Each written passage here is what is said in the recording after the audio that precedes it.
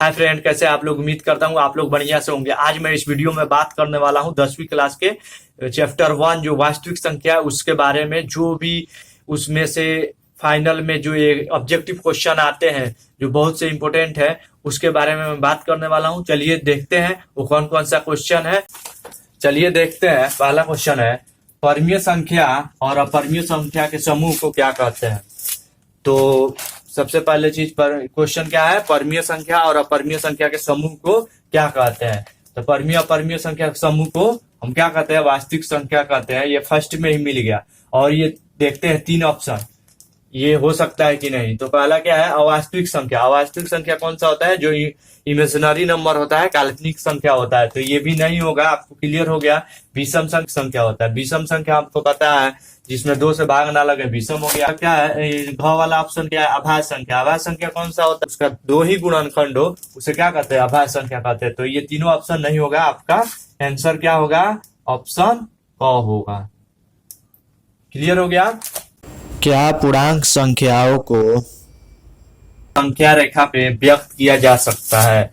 पूर्णांक क्या होता है आप लोग को पता है? -1, -2, -3, 0, 1, 2, 0, 1, 2, 3। यानी माइनस का पूरा संख्या, ऋणात्मक संख्या, धनात्मक संख्या 1, 2, 3 और 0 संख्या रेखा पे और क्या कर सकते हैं, व्यक्त किया जा सकता है। तो आप लोग को पता है संख्या रेखा पे क्या होता है, 0 हो गया, -1, -2, आप 1, 2, 3। तो आप इसको व्यक्त कर सकते हैं ना, पूर्णांक संख्या को। पूर्णांक संख्या आप लोग को पता है क्या होता है और इसको कर सकते हैं ना। तो आप यहाँ पे आंसर आपका क्या होगा, ख होगा। आप यहाँ पे ख लिख सकते हैं।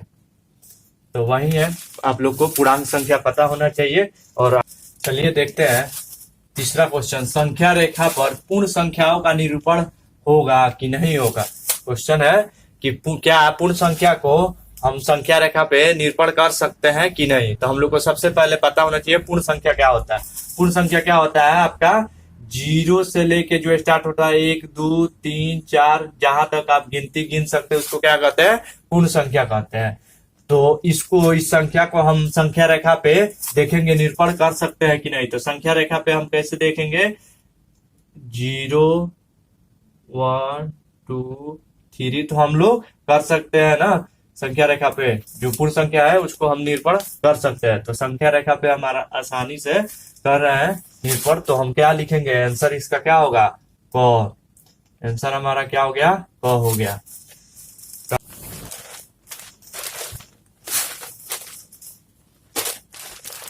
चलिए देखते हैं चौथा क्वेश्चन, सभी प्राकृत संख्याओं के संग्रह समेत शून्य को क्या कहते हैं। क्वेश्चन है कि सभी प्राकृत संख्या समेत, यानी सभी प्राकृत संख्या जो होता है उसमें अगर शून्य को जोड़ते हैं तो वो संख्या क्या कहलाता है। तो हम लोग को पता है प्राकृत संख्या क्या होता है, 1, 2, 3 यानी गिनती होता है और इसमें शून्य जोड़ दिए तो ये संख्या क्या होता है, पूर्ण संख्या हो गया ना।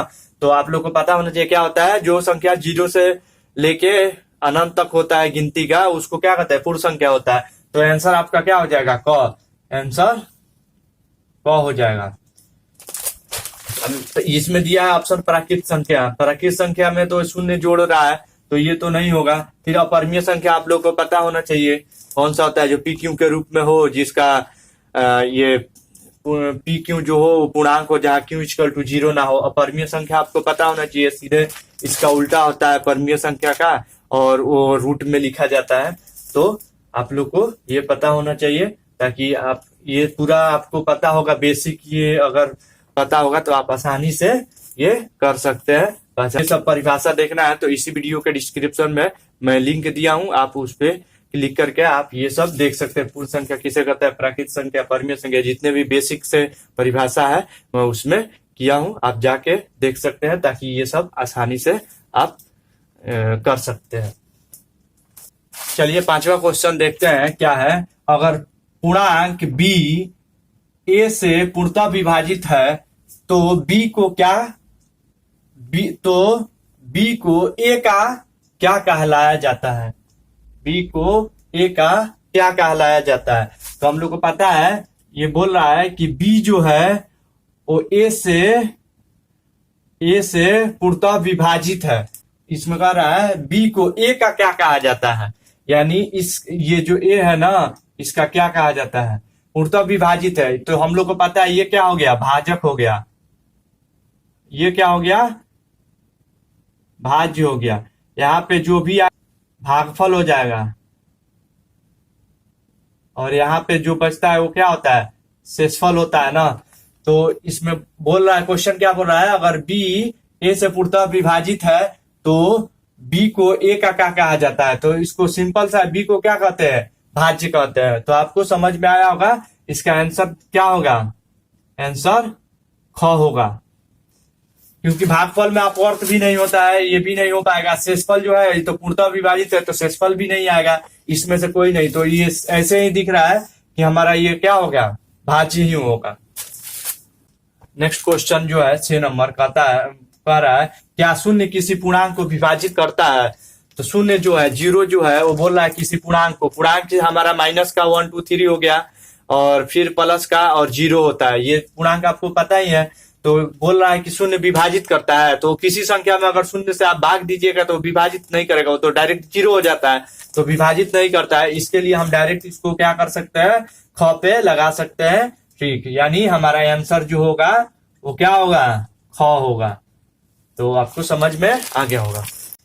अगला क्वेश्चन देखते हैं कि यूक्लिड विभाजन एल्गोरिथम का अनुप्रयोग होता है, यानी यूक्लिड विभाजन जो होता है, एल्गोरिथम है, उसका उपयोग कहाँ होता है। तो यहाँ पे है 2 धनात्मक पूर्णांक के लॉसा निकालने में। दूसरा ऑप्शन है 2 धनात्मक पूर्णांक के मौसा निकालने में, 3 धनात्मक पूर्णांक के लॉसा निकालने में, 3 धनात्मक पूर्णांक के मौसा निकालने में। तो 2 ऑप्शन लॉसा निकालने में, यूक्लिड विभाजन का तो लॉसा निकालने में उपयोग नहीं होता है, तो ये तो पहले ही गलत हो गया लॉसा निकालने में। दूसरा ये भी, ये सी वाला भी 3 धनात्मक संख्या के लॉसा निकालने में, ये लॉसो वाला तो होगा नहीं, तो दोनों ये गलत हो गया। अब बचा यहाँ 2 धनात्मक पूर्णांक के मौसा निकालने में और 3 धनात्मक पूर्णांक के मौसा निकालने में। तो हम लोग जानते हैं यूक्लिड विभाजन एल्गोरिथम का उपयोग 2 धनात्मक पूर्णांक के मौसा निकालने में होता है। तो इसका जो सही आंसर होगा वो बी होगा, जो 2 धनात्मक पूर्णांक के मौसा निकालने में। तो आंसर हमारा क्या होगा, आंसर बी। देखिए यहाँ अगला क्वेश्चन है कि 2 धनात्मक पूर्णांक ए और बी का HCF सबसे बड़ा डी है, तो डी द्वारा विभाजित होगा। यानी बोल रहा है कि 2 धनात्मक पूर्णांक है जिसका HCF सबसे बड़ा कोई संख्या डी है, तो डी द्वारा विभाजित होगा। यानी डी किसको विभाजित करेगा, तो केवल ए को। तो ये ए बी का दोनों का HCF है, तो ए को, खाली ए को थोड़ी ना करेगा विभाजित, तो ये तो गलत है, केवल बी को। तो यहाँ पे दिया है 2 धनात्मक पूर्णांक का ए और बी दोनों का HCF है, तो खाली बी को तो नहीं करेगा, ये भी गलत हो गया। तो तीसरा ऑप्शन क्या है, बी और सी को, क्योंकि दोनों का HCF है, तो ये आसानी से आप समझ सकते क्या होगा, ये दोनों को विभाजित करेगा। तो आंसर आपका जो होगा वो क्या होगा, आंसर सी होगा। सिंपल है कि दोनों का ये क्या है, HCF है, वो तो क्या करेगा, वो दोनों को विभाजित करेगा। तो वही है, समझ में आया होगा। चलिए नेक्स्ट देखते हैं। अगला क्वेश्चन देखते हैं। 2 धनात्मक पूर्णांक सी और डी है, जहां सी बड़ा है डी से, तो इसका HCF क्या होगा अगर शेषफल 0 है। ये क्या बोल रहा है कि दो धनात्मक पूर्णांक है जिसमें जो सी है वो डी से बड़ा है, शेषफल 0 है, तो इसमें कौन सा HCF होगा। तो एकदम सिंपल है कि सी क्या है, डी से बड़ा है, तो क्या होगा, उसका HCF क्या होगा, डी ही होगा। अगर दूसरा देखते हैं आप, यहाँ पे सी है, सी वो तो सबसे बड़ा ही है, तो डी से बड़ा है सी, तो वो तो HCF होगा नहीं, तो ये तो डायरेक्ट गलत दिख रहा है। ये आर जो है वो शेषफल है, वो 0 है, तो शेषफल HCF थोड़ी ना होता है, ये भी नहीं होगा। और सी डी तो होगा नहीं, सी डी कोई ये इसमें डिजिट ही नहीं है, तो आपका आंसर क्या होगा, ए होगा।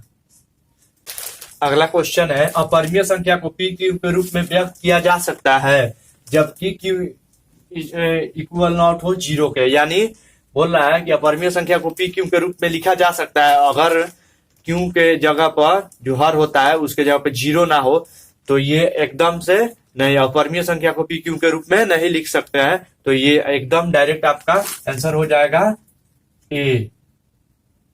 नहीं बोल रहा, हाँ ये तो गलत हो जाएगा, ए और बी दोनों नहीं हो सकता है, इसमें कोई नहीं, ये भी गलत है। तो आपका आंसर यही होगा। अगला क्वेश्चन है 5, 15 और 20 का लौसा और मैसों का अनुपात निकालिए।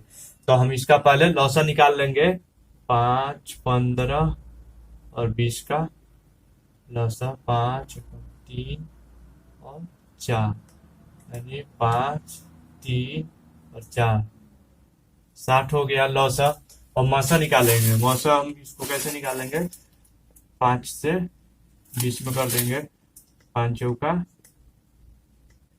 20 आपका, फिर 5 में 5 से 15 में करेंगे, क्या होगा? तो हमारा मौसा क्या हुआ? 5 हो गया। तो दोनों का अनुपात चाहिए लौसा और मौसा का, तब 60/5 कर देंगे, कितना हो जाएगा?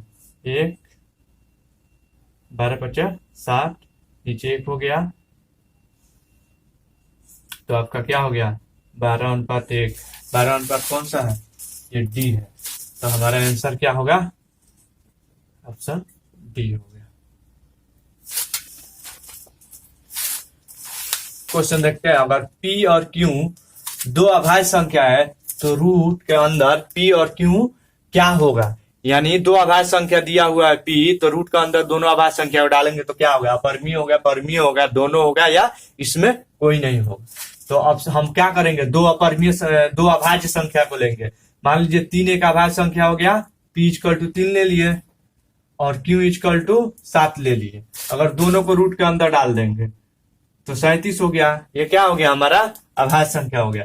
यहाँ कोई भी आप डालिएगा, दूसरा कोई भी, अगर यहाँ पे 9 आपका 11 ले लीजिए, यहाँ पे 5 ले लीजिए, इसको भी रूट के अंदर में डालने पे क्या होगा? 511 होगा। तो ये कोई भी अभाज्य संख्या अगर रूट के अंदर जाता है तो क्या होगा? अपरिमेय संख्या होगा। तो हमारा आंसर जो होगा वो क्या होगा?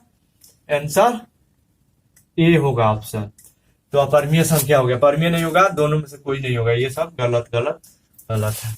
अगला क्वेश्चन है, सबसे छोटी भाज्य संख्या और सबसे छोटी अभाज्य संख्या का गुणनफल क्या है? यानी जो सबसे छोटी भाज्य संख्या होता है और बड़ा भाज्य संख्या, उसका गुणनफल क्या होता है, यानी गुणा करने पे उसका आंसर क्या होगा?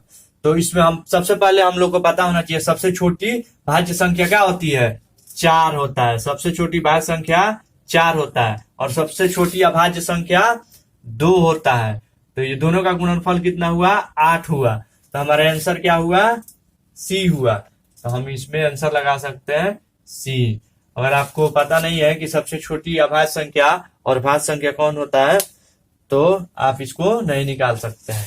अगला क्वेश्चन है कि दो क्रमिक सम संख्या का एचसीएफ क्या है? यानी दो लगातार सम संख्या का एचसीएफ क्या है? तो मान लीजिए हम दो सम संख्या लेते हैं जो लगातार है।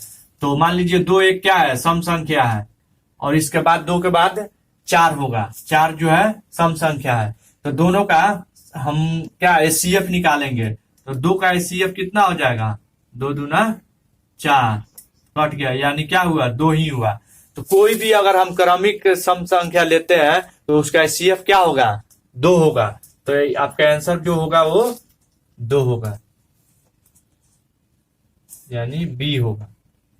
तो कोई भी कहीं भी आपका क्वेश्चन दिया हो कि दो क्रमिक सम संख्या का एचसीएफ क्या होगा, तो 2 होता है। अगर यहीं पे आपको दूसरा क्वेश्चन दे दिए कि दो क्रमिक संख्या का एचसीएफ क्या होगा, यानी क्या हुआ, तो लगातार संख्या का। तो लगातार मतलब अगर 5 है उसके बाद 6 का, 5 6 का एचसीएफ कितना होगा? तो 1 होगा। अगर सम संख्या है तो 2 होगा।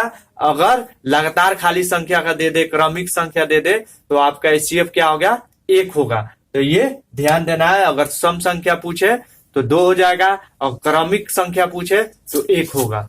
अगला क्वेश्चन देखते हैं कि अभाज्य संख्याओं की संख्या अपरिमित रूप से कितनी होती है? यानी अभाज्य संख्या जो होता है, संख्याएं जो होती है, उसकी कितनी संख्या होता है।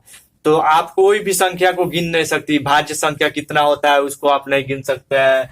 अभाज्य संख्या कितना होता है वो फिक्स थोड़ी है, वो क्या है? अनलिमिटेड है, तो अनेक है। तो यहाँ ऑप्शन है 1 है, 100 है, 1 भी नहीं है, गिन भी नहीं सकते, 100 भी नहीं है, यानी अनेक है। आप उसको काउंट नहीं कर सकते हैं। तो आभाज्य संख्या क्या, संख्याओं की संख्या अपरिमित रूप से अनेकों है। तो आपका आंसर क्या होगा, सी होगा। आभाज्य संख्या की संख्याओं को कोई गिन सकता है, नहीं गिन सकता, इसके लिए हमारा आंसर क्या हो गया। अगला क्वेश्चन क्या है, अब कौन सा आभाज्य संख्या, इसमें कौन आभाज्य संख्या है। तो सबसे पहले चीज हम लोग को पता होना चाहिए कि आभाज्य संख्या किसे कहते हैं। आभाज्य संख्या किसे कहते हैं, जिसमें स्वयं और एक को छोड़ के दूसरे किसी से भाग ना लगे, अर्थात उसका दो ही गुणनखंड हो, दो से ज्यादा गुणनखंड नहीं हो, उसे आभाज्य संख्या कहते हैं। तो आप देखेंगे इसमें कौन सा आभाज्य संख्या है। तो आप अगर इसमें भाग देते हैं स्वयं और एक को छोड़ के 25 में, तो आराम से 5 से आपका भाग लग जाएगा। तो क्या हो गया, गलत है। 16 में अगर स्वयं एक को छोड़ के आप 2 से 4 से कोई भी चीज से भाग देते हैं तो ये भी कट जाएगा, तो ये भी गलत होगा। फिर आपका 29 में आप भाग दीजिएगा कोई भी संख्या से तो भाग नहीं लगेगा, तो आपका आंसर ये होगा। 15 भी 3 से आराम से इसमें भाग लग जाएगा स्वयं और 15 एक को छोड़ के, तो आपका आंसर क्या होगा, 29 होगा। तो वही आपको भाज्य संख्या पता होना चाहिए ताकि आप आसानी से पहचान सकते हैं। अब अगला क्वेश्चन है कि 625 के अभाज्य गुणनखंड में 5 का अधिकतम घात क्या है। तो हम लोग क्या करेंगे, इसको निकालने के लिए सबसे पहले क्या करेंगे, इसका गुणनखंड निकालेंगे ना। तो गुणनखंड निकाल लेते हैं। 5 से 1, 2, 5, 5 से 25, फिर 5, 5 यानी 5 गुने 5 गुने 5 गुने 5 यानी कितना 5 है, 4 है। तो 5 के पावर 4 है। तो हमारा आंसर क्या होगा, अधिकतम घात 4 हो जाएगा आंसर। चलिए अगला क्वेश्चन देखते हैं क्या है। लॉसा यहाँ a, b इक्वल टू क्या है, यानी लॉसा जो है, जो a और b क्या है, यहाँ दो संख्या है, तो उसका इसमें कौन सा होगा। तो सबसे पहले हम लोग को पता होना चाहिए, पहली संख्या, एक रिलेशन होता है, पहली संख्या गुने दूसरी संख्या बराबर में होता है लॉसा गुना मौसा। तो इसमें लॉसा का फॉर्मूला, उससे हम लोग को क्या मिलता है, लॉसा इक्वल टू होता है पहली संख्या गुने दूसरी संख्या बट्टा में मौसा। तो इसमें हम चेक करेंगे कौन सा है। तो ये पहली संख्या बट्टा मौसा, ये हमारा गलत हो जाएगा।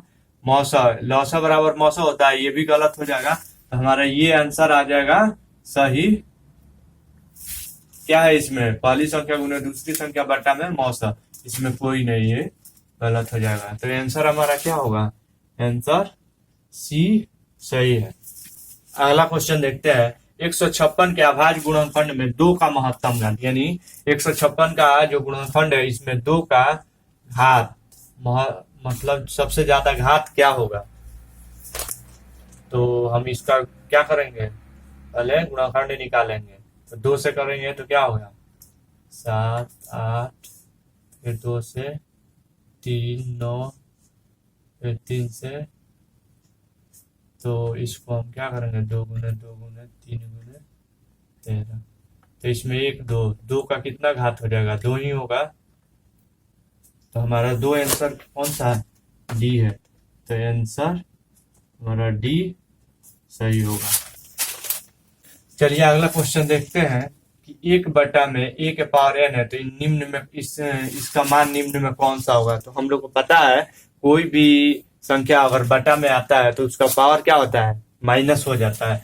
तो हम लोग इसे यहाँ पे क्या लिख सकते हैं, a के पावर माइनस n, क्योंकि इसका मतलब क्या, 1 बटा में, इसका मतलब ये माइनस में। तो हम देखेंगे ये संख्या किस ऑप्शन में मिलता है। तो हमारा बी में मिलता है। तो आंसर जो होगा क्या होगा, बी हो जाएगा। अब देखिए यहाँ पे क्या दिया है, माइनस n, ये जो पावर है उसको दे दिया है। तो ये ऐसे ही दिख रहा है कि गलत है, पावर को ऐसे ए में दिया है तो ये भी गलत है। फिर इसमें भी देखिए पावर को दे दिया है पहले, उसके बाद जो संख्या है उसको ऊपर दिया है, ये भी गलत है। और यहाँ पे क्या है, प्लस दे दिया है, तो जो बटा में रहता है वो माइनस होता है, ये भी गलत हो गया। हमारा आंसर जो राइट होगा वो क्या हो गया, बी होगा। तो फ्रेंड मैं उम्मीद करता हूं आप लोग को ये वीडियो अच्छा लगा होगा, आप लोग इस वीडियो से कुछ ना कुछ जरूर सीखे होंगे। तो प्लीज वीडियो को लाइक, शेयर एंड सब्सक्राइब करें ताकि जो भी वीडियो मैं बनाऊं वो आपके पास पहुंच जाए। Thank you for watching.